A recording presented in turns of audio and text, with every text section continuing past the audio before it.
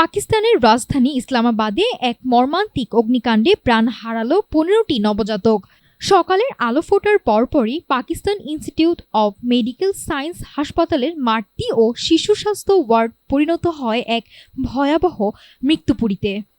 বুধবার সকাল 7:30টার দিকে হাসপাতালের গাইনি ওয়ার্ডের ৩য় তলার নার্সারিতে একটি এয়ার কন্ডিশনারের কম্প্রেসার বিস্ফোরিত হলে মুহূর্তের মধ্যেই আগুন ছড়িয়ে পড়ে। উদ্ধারকারী দল ও ফায়ার সার্ভিসের ৬টি ইউনিট ঘটনাস্থলে পৌঁছে আগুন নিয়ন্ত্রণে আনলেও বাঁচানো যায়নি নিষ্পাপ শিশুদের। জেলা প্রশাসনের তথ্যমতে আগুনে পুড়ে পুরোপুরি অঙ্গার হয়ে যায় ১৪টি শিশু। সব মিলিয়ে ১৫ নবজাতকের মৃত্যুর খবর নিশ্চিত করেছে হাসপাতাল কর্তৃপক্ষ।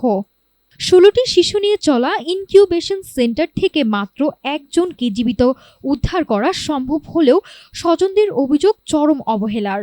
শিশুদের স্বজনদের দাবি, আগুন লাগার সেই আশঙ্কাজনক মুহূর্তে নার্সারিতে উপস্থিত ছিলেন না কোনো স্বাস্থ্যকর্মী বা দায়িত্বপ্রাপ্ত স্টাফ। মর্মান্তিক এই ঘটনায় গভীর শোক প্রকাশ করে দায়ীদের বিরুদ্ধে কঠোর ব্যবস্থা নেওয়ার নির্দেশ দিয়েছেন পাকিস্তানের প্রধানমন্ত্রী শাহবাজ শরীফ। ঘটনার কারণ অনুসন্ধান এবং কর্তৃপক্ষের কোনো গাফলতি ছিল কিনা তা খতিয়ে দেখতে অতিরিক্ত ডেপুটি কমিশনারের নেতৃত্বে একটি উচ্চ পর্যায়ের তদন্ত কমিটি গঠন করা হয়েছে। সিলগালা করে দেয়া হয়েছে দুর্ঘটনা কবলিত ওয়ার্ডটি। তদন্ত কমিটি গঠিত হলেও সন্তানহারা পরিবারগুলোর আহাজারি এখন ইসলামাবাদের আকাশ বাতাস ভারী করে তুলছে। নাফসা সামিয়া, ঢাকা টুডে।